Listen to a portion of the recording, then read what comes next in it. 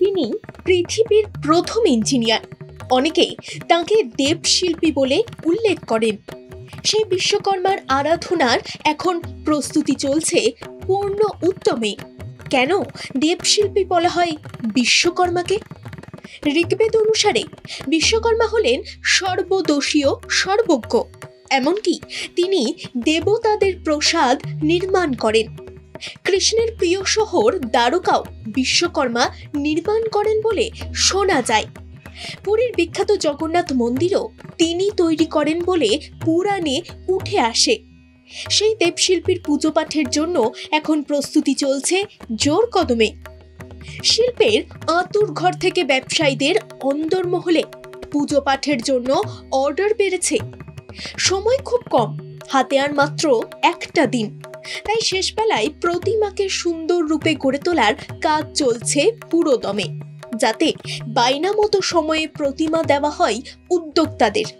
তবে এই জোর কদমে কাজের মাঝে বিড়ম্বনা বাড়াচ্ছে বৃষ্টি।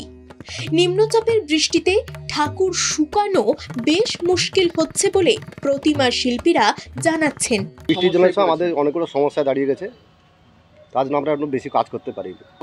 ব্যস্ততা আমরা খুব ব্যস্ত আছি, দিনরাত কাজ হচ্ছে।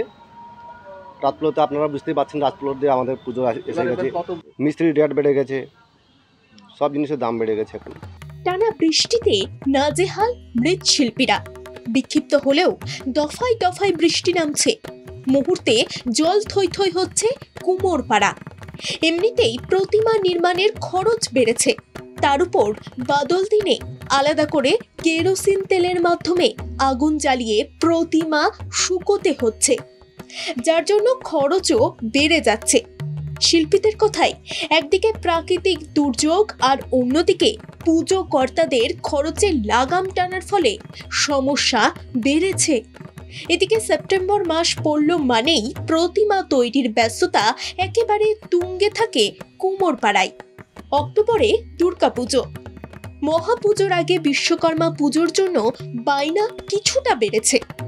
এখন বাংলায় ব্যবসা বাণিজ্যের প্রসার লাভ করায় বিশ্বকর্মা পুজোর চল বাড়ছে, যার জন্য শিল্পীরা প্রতিমায় অন্যরকম কিছু করার চেষ্টা করছেন।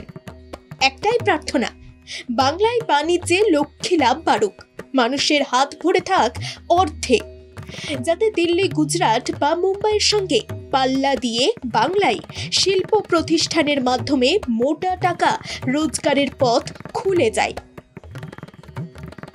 পূর্ব মেদিনীপুর থেকে রাজীব নন্দীর রিপোর্ট, বাংলা জাগো।